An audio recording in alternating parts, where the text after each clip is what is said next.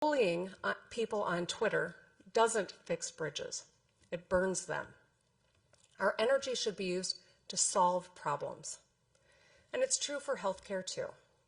For me, for so many Americans, healthcare is personal, not political.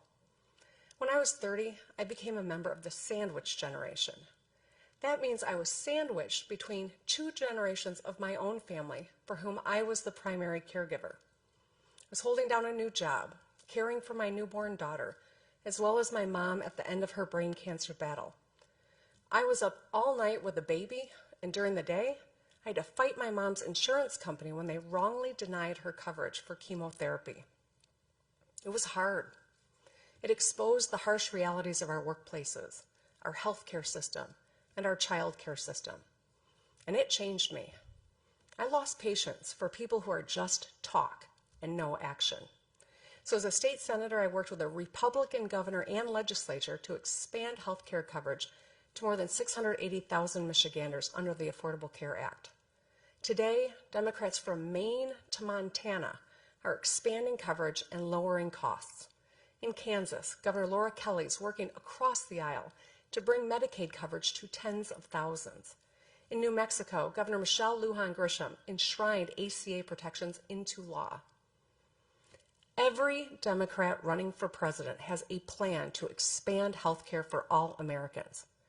Every one of them has supported the Affordable Care Act with coverage for people with pre-existing conditions. They may have different plans, but the goal is the same. President Trump sadly has a different plan. He's asking the courts to rip those life-saving protections away. It's pretty simple. Democrats are trying to make your health care better. Republicans in Washington are trying to take it away. Think about kids like 17-year-old Blake Carroll from Idaho, who organized a fundraiser to pay for his mom's colon cancer treatment. Or 19-year-old Ebony Myers from Utah, who sells art to help pay for her own rare genetic disorder treatment. No one should have to crowdsource their health care, not in America. But the reality is, not everyone in America has a job with health care and benefits.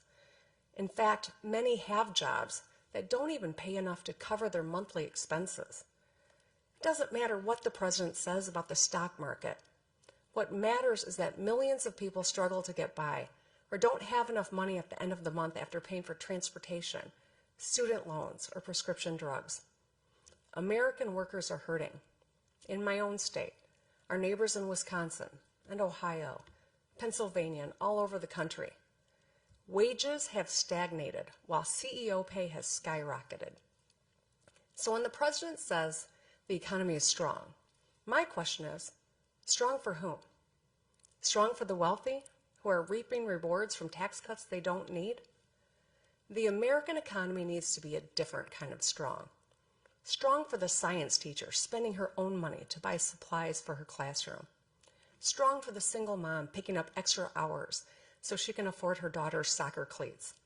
Strong for the small business owner who has to make payroll at the end of the month. Michigan invented the middle class, so we know if the economy doesn't work for working people, it just doesn't work.